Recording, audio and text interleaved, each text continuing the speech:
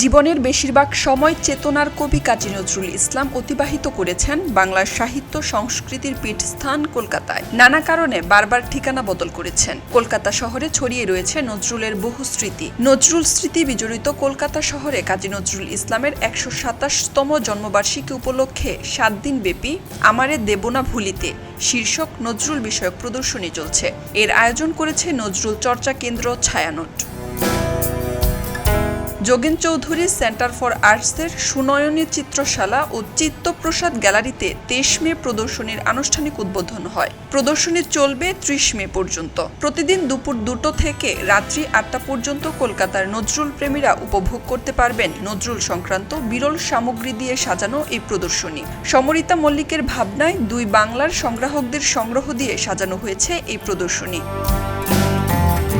প্রদর্শনীতে থাকছে কলকাতার অটোগ্রাফ সংগ্রাহক মলয় সরকারের সংগ্রহ থেকে কাজী নজরুল ইসলামের স্বাক্ষর, যা এই প্রদর্শনীর বিশেষ আকর্ষণ। বাংলাদেশের আলোকচিত্রী শাহাদাত পারভেজের সংগ্রহ থেকে থাকছে কাজী নজরুল ইসলামের বেশ কিছু দুর্লভ আলোকচিত্র। প্রয়াত আলোকচিত্রী অলোক মিত্রর তোলা ছবিও প্রদর্শনীতে দেখা যাবে। গৌতম ব্যানার্জি, স্বাগত গুপ্ত, আশিক মিয়ার সংগ্রহ থেকে দেখা যাবে নজরুল সংক্রান্ত বেশ কিছু দুর্লভ ছবি।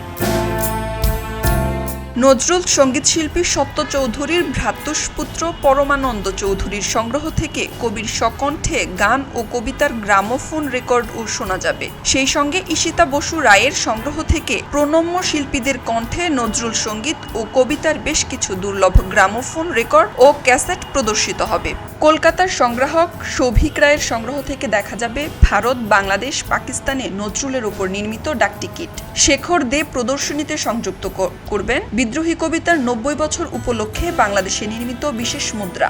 বাংলাদেশের সংগ্রাহক শাকিল হকের তৈরি বিশেষ দেশলাই বাক্স প্রদর্শনীতে অন্যমাত্রা যোগ করবে।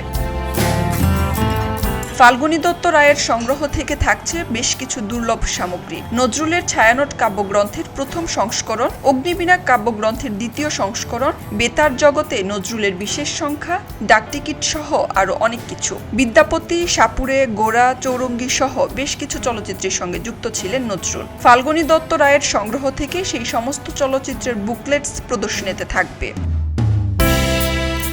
অপ্রতিম বসুর সংগ্রহ থেকে থাকছে নজরুলের চোখের চাতক বইয়ের প্রথম সংস্করণ সহ বেশ কিছু দুষ্প্রাপ্য সামগ্রী। ওয়াসিম কাপুর, বাপ্পা ভৌমিক, সুব্রত কর, রাসেল রহমান শিমুল সহ ভারত ও বাংলাদেশের চিত্রশিল্পীদের আঁকা নজরুলের প্রতিকৃতি প্রদর্শনীতে দেখা যাবে। কফি দিয়ে নজরুলের ছবি আঁকবেন কফিম্যান পার্থ মুখার্জি। সৌভিক রায়ের সংগ্রহ থেকে থাকবে বাংলাদেশের তৈরি সিরামিক প্লেটে নজরুল। মৌটুসী ঘোষের আঁকা আলপনায় নজরুল, সুবীর বিশ্বাসের তৈরি স্লেট পাথরে নজরুল সহ বিভিন্ন মাধ্যমে নজরুলকে তুলে ধরা হবে। এছাড়াও প্রতিদিন গ্যালারিতে আরশি কলকাতায়ের পক্ষ থেকে চিত্রশিল্পীরা সুমিত গুহর পরিচালনায় লাইভ পেইন্টিং থাকছে, যা নজরুল প্রেমীদের কাছে উপরি পাওনা। নজরুল গবেষক এমদাদুল হক নূরের সংগ্রহ থেকে বিদ্রোহী কবিতার শতবর্ষ উপলক্ষে দুই বাংলা থেকে প্রকাশিত ২১টি বই প্রদর্শনীতে স্থান পাবে। নজরুল গবেষক ছায়ানটের সভাপতি সমরিতা মল্লিকের সংগ্রহ থেকে থাকবে বেশ কিছু পুরনো দুষ্প্রাপ্য পত্রিকার নজরুল সংখ্যা, গ্রামোফোন রেকর্ড, ডাকটিকিট। কাজী নজরুল ইসলাম যে বিদ্যালয়ে পড়াশোনা করেছিলেন, সেই বিদ্যালয়ের উদ্যোগে নজরুল জন্ম শতবর্ষে যে বিশেষ বইটি প্রকাশিত হয়, সেটি প্রদর্শিত হবে সমরিতার সংগ্রহ থেকে। ভারতবর্ষে নজরুল স্মৃতি বিজড়িত জায়গাগুলি সম্পর্কে নজরুল প্রেমীদের অবগত করার উদ্দেশ্যে দীর্ঘ ১৮ বছর ধরে সমরিতা মল্লিকের পরিচালনায় বেশ কিছু গুরুত্বপূর্ণ পদক্ষেপ নিয়েছে ছায়ানট। তারও কিছু ঝলক থাকবে এই প্রদর্শনীতে। নজরুল কলকাতায় যেসব বাড়িতে থেকেছেন, ২০১৮ সালে সমরিতা মল্লিকের তত্ত্বাবধানে মাসুদুর রহিম রুবাইয়ের ক্যামেরায় তোলা সেই বাড়িগুলোর ছবিও প্রদর্শিত হবে।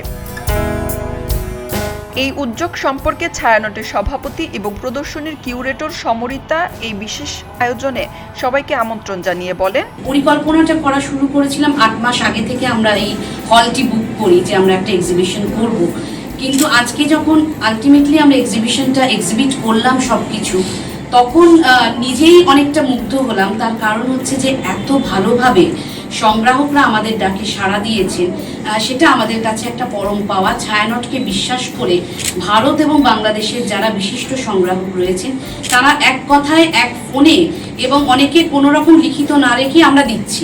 খবরের কাগজ, নিখাত, নির্ভীক, নিরপেক্ষ।